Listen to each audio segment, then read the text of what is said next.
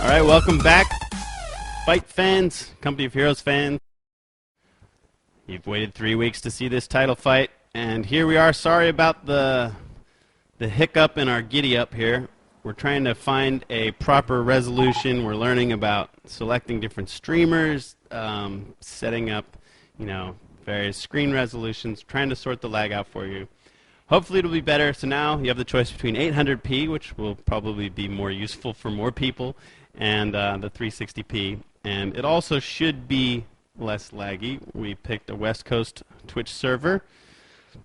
So once again, I apologize, but hey, it's growing pains, and it's all good. I like a little hurt in my bones when we're growing, so it's all good. Hey, Bio, we have a partnership. Congratulations. Biosparks. Oh, goodness gracious. What's going on? Where is he? NTD, mic check. Sandland. Am I alone? Yeah. Okay, where's Bio wandered off to? He just came in. Just spoke a little time ago, didn't he? Biosparks! Biosparks! Talk to me, baby. Alright, well, let's see how our overday looks. Korean Army up 1-0, now playing Wehrmacht in the north of Semwa. Siberian Platoon in the hole. No balls, one strike. Playing Americans in the south. Biosparks, mic check. Test. There he is. Where'd you go? Cat got your tongue? Internet disconnected for a split second. Internets! Well, it picked a good time to do it. At least it was before the game instead of during the game. So you ready to roll this? Yeah, I'm absolutely ready. Let's do this. Okay, cool. You following Korean? Siberians. You're following Siberian's allies. You know I like to call them Siberian Army and Korean Platoon, right? Yeah, I've noticed that. So, Korean Platoon is in the north as Wehrmacht, and I'm paused at 5 seconds. I'm going to do this once more. I haven't done this all season, just for old time's sake. Ready? Let's get ready to rumble! Company of Heroes fans, Sunday Night Fights, here we go! Unpause in 5, 4, 3, 2, 1, unpause. 6, 7, 8, 9, 10. Oh, we have a nice thing that Siberian's doing. He's going for a 4-engineer start, so whether he goes for ES Rax or WSC, we'll have to see. I'm glad you're the man to follow him, because you wrote the book on it. You can tell us the intricacies, where the tech should be. Maybe he's got an improvement on it. I'm sure you'll notice it straight away. Korean, on the other hand, is doing a standard opening. Wehrmacht quarters completed. I had to throw some Michael Buffett at people. I just love Michael Buffett. He's so cool. And representing the Ukraine in the red trunks. Yep, in the red trunks on your stream. Siberian Army. You think I'll ever get him right again? Now that I've gotten him wrong in my head, I might not ever say him right again. And representing South Korea, home of the greatest StarCraft players in the world and perhaps the greatest RTS players in every game, Korean Platoon!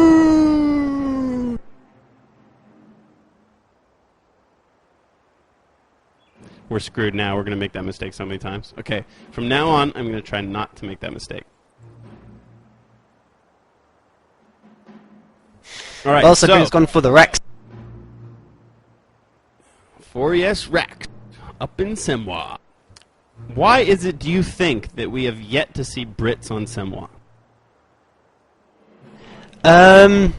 Well, remember when we were talking about the upcoming matchup and I said they probably made a deal not to use OF factions because they're in the same clan? It could be why, but that's just for this particular matchup. But in general, I don't know, it is a good Brit map because of the fact you have the +10 fuel that you can instantly lock down on. You can fast tech to anything you want. but I don't know. I really don't know why. It's we'll have to ask the player specifically, I guess. I think that it's peer pressure. I think that they know that if they come out banging Brits like in game 1 or at their first opportunity, that the fans will just be like, "Oh, you suck," you know. So I think nobody wants to be that guy. I bet that has more of an influence than maybe what the better faction is. Although, I mean, these guys are playing to win. This is a money game. You get to stay on. So you'd think that that kind of thing would not matter at all. I fully believe that they should play to win and, you know, use whatever. Some people might say it's like a bad play style, this or that, or these units are wrong or whatever. But I said nonsense. You play to win. You know, it's like in these matchups between the best players, this is where we really see the balance put to the test.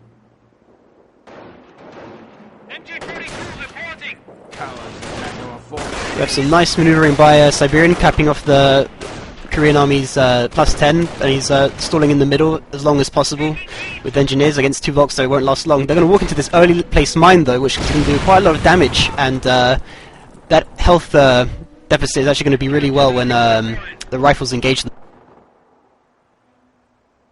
I'm surprised that that MG still fired after the engineers whited that medium fuel in the north. I thought that it would be out of LOS. But they didn't even try to keep capping it, so I guess we'll never really know for sure.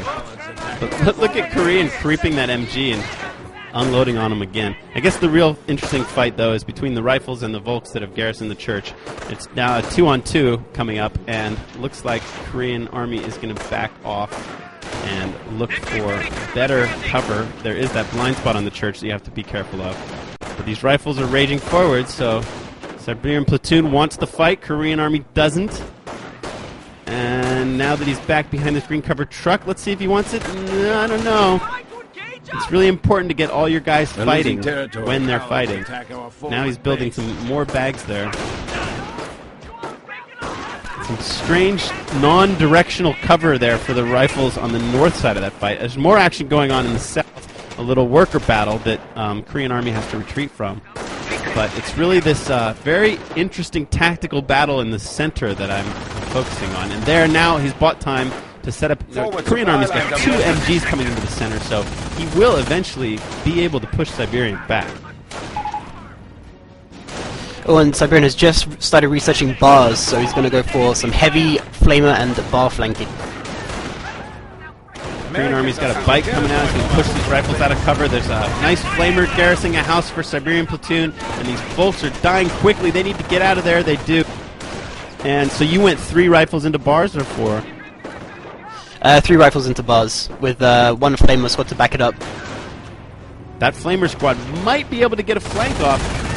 Wow, he says, hey, I'll just garrison this house. This is even better. I don't need to flank an MG when I've got a big, nice house with probably one of the best houses in all of Semwa. And look at this MG. Goodness, he has to turn to face his back to those flamers. I wonder if they'll hop out. Here they come! Here they come! Flamer flank on your MG!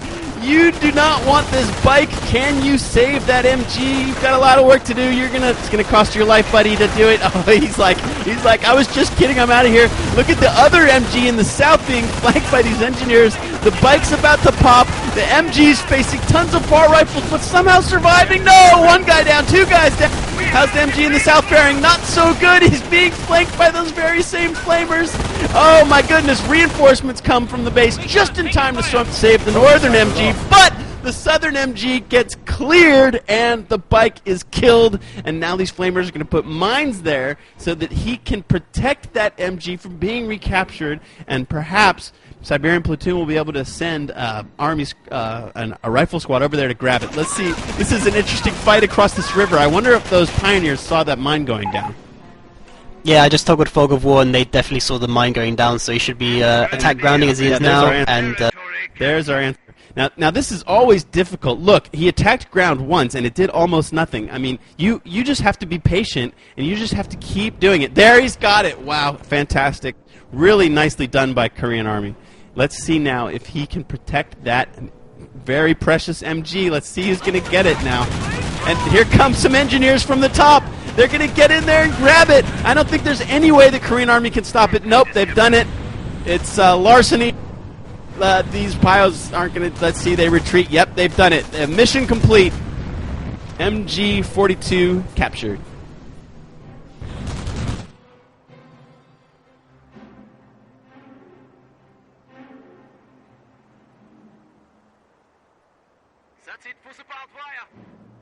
It's looking pretty bad for Korean, I'd say, at the moment. I mean, he's been constantly being harassed at his +10, lost the machine gun, and well, I can't see any base buildings, so any sign of tech is delayed. And while Siberian has a triage center, and now is putting up a supply yard as well, so having all his infantry being at full health whenever they retreat, and possibility of tank depot and motor pool as well. I think Korean's a bit rattled. He hasn't capped the medium ammo outside of his base. He's floating almost 400 manpower, and he just queued up a sniper, and we know snipers take forever to build.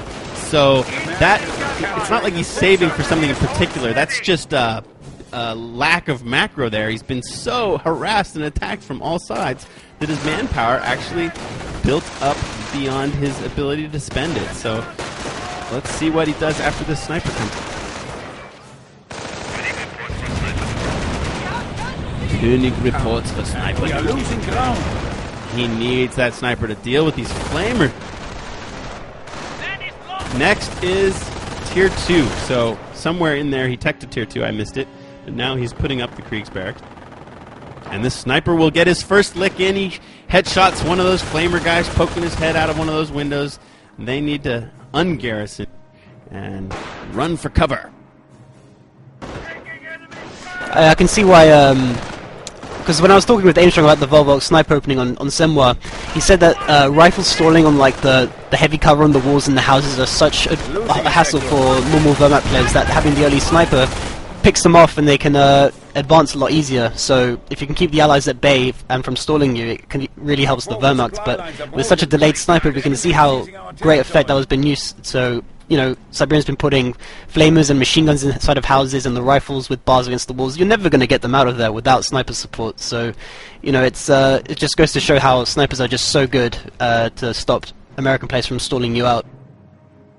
Well, in chess we have a saying, there are standard openings, you know, like the King's Gambit or the Spanish game or, you know, like the Four Knights game or whatever. There's dozens and dozens, hundreds of standard openings, and that's called book. And book openings usually last for like the first 15 to 25 moves.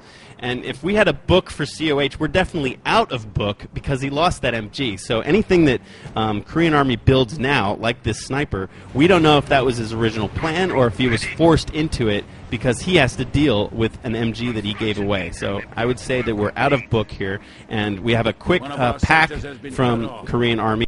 He is afraid of an early M8, but I see that he is guessed wrong because Siberian Platoon is just sticking with infantry at the moment, and he's actually teched to WSC, so he's going to go... No, he hasn't. I'm sorry, he's teched supply yard upgrade, right? That's all he's really done so far. No supply yard upgrades yet. All he's done is just make a Jeep, and he's flooding 3 CPs. Oh my gosh, this Jeep on the sniper. Oh, here he comes! Oh, Pack, do it now! Or Pack misses the Jeep in point-blank range, and the Jeep kills the same, misses him again. Oh my goodness, they got the just Joker Pack who cannot hit a Jeep. No, that Jeep survives 2 near-range shots. Look at this, another MG is cleared, and it's just a nightmare for Korean Army. These flamers are in so deep. These bars are there to back them up. And they might even try to capture the second MG. They go for it. Let's see if they can get away with it. Here come some Grenadiers. They're too late to the party. Rifle vet happening. A Grenadier nade on the MG. Wow. Okay. Wow, the nade goes in. Doesn't even kill a guy. They get one guy down with small arms fire, but 2 dudes escape with the MG, and everything is going Siberian's way right now. This is the reverse Semwa pin. I mean, it's the Americans doing it to the Wehrmacht. Since when do you ever see this happening? We have seen such blistering Americans play here on Semwa from both sides. They are writing a 101 on how to play Americans. Look at this. It's really great stuff. Replacements fall in.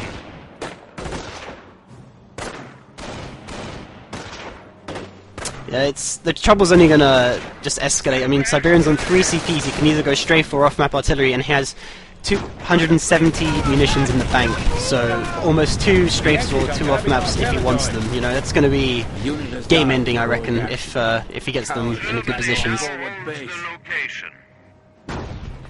Oh wow! Siberian popped flamers like right at the right moment in a worker fight in the north and killed a set of pioneers. And just look at how he's dominating the map. Korean Army's only got 2 points captured. Is it common for a pack to miss a jeep at close range like that? I mean, I know that bikes and jeeps can get away with murder as far as like avoiding AT guns, but I mean, was that a common occurrence, or were you a bit shocked that it missed twice? 300 points left. I was expecting it to miss because Korean didn't cloak the pack, which means it didn't get its accuracy bonuses. So yeah, that's basically the only reason why it was missing so often. And with the pack nerf this patch, you know. Glad you mentioned that. Very good. Look, he's just always got flamers at the right moment. Look at these grenadiers in green cover are hating luck. A nade in. Okay, just run away, Siberian. And he does. And let's see if he can save both squads. The Volks are trying to chase through the graveyard, but they've got MGs and bikes to deal with. And another set of flamers coming in. Both squads survived the retreat. And now these just flamers just perfect, always at the right time. And look at these grenadiers. If they walk any closer, they're going to step right on that mine. Bada bing! Guys dying. Flamers survive. Stay on the field. Garrison the church. Get a stripe of vet and go LOLOL at you, Wehrmacht, dude!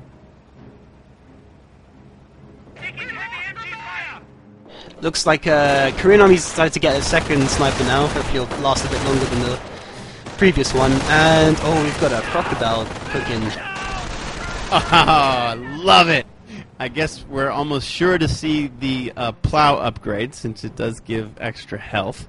And yeah, no way to finish off a Wehrmacht player in better style than to get a croc up in his base. We don't have any Shreks upgraded yet. He does have 2 sets of Grenadiers and 2 sets of Volks still. And he's even got mines at the entrance to his base, so that croc could get, he could get ambushed, but we'll see. I don't think Siberian is dumb enough to go and do anything unwise with the croc, but he might be all just feeling a head of steam now and just might want to go rage in there. We'll see. Let's see what he decides to do, how aggressive he is. When's it gonna pop? We really need a croc theme song. I gotta get Inukti to write us some tunes on his keyboard. Have you guys seen any of Inukti's casts? They're really fun because he does theme tunes and he sings and he plays sound effects. I highly recommend them. Go check them out. Can now unleash our propaganda. Yeah, he's got really good special effects on his cams and stuff. Oh right, he does replays and picture-in-picture. I gotta get him to write us a croc theme. So every time a special unit comes out, we can play a little theme song. There it is, hitting the field. Hopefully NTD will give us a zoom in. Are we getting that upgrade? Not yet, by the looks of it. I think someone's busy focusing on the micro-intensive fight at the cutoff.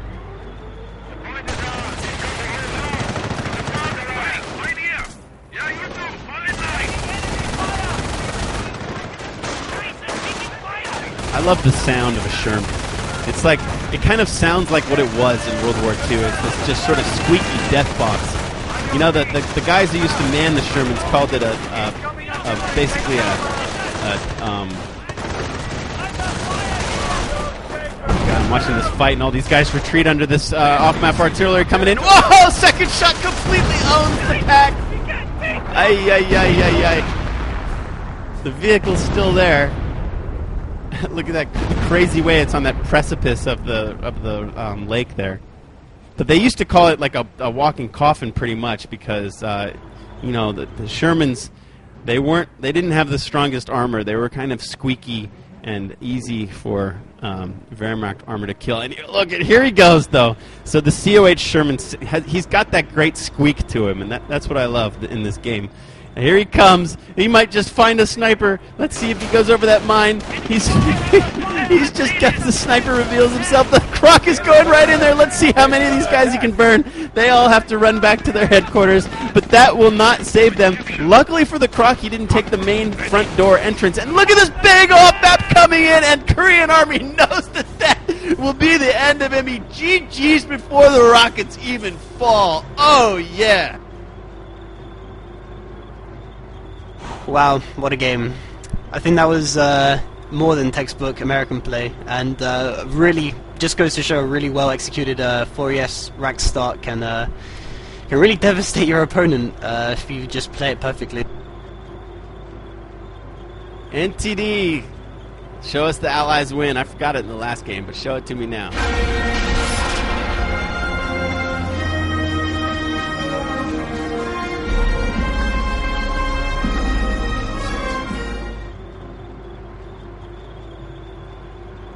All right, Croc in your base, red smoke, artillery on your pack, capped you off the map. It was textbook Allies from both of these fantastic Soldiers of Liberties guys. Oh, look at that! It's the old Allies win from season 1, but season 2. So this is good, though. I'm liking what I'm seeing here. I love to go out of Semwa with a 1-1 tie. And we're off to the farms of Angeville. Bio, thank you very much. Excellent job, as usual. Oh, you're welcome. And we'll bring Sandland back on for Game 3. It'll be a shorter break this time. I don't see any complaints about the lag, so I guess we must have improved it somewhat. So we'll be right back at you with Game 3 of Title Fight number 2 on Angeville. Coming up next.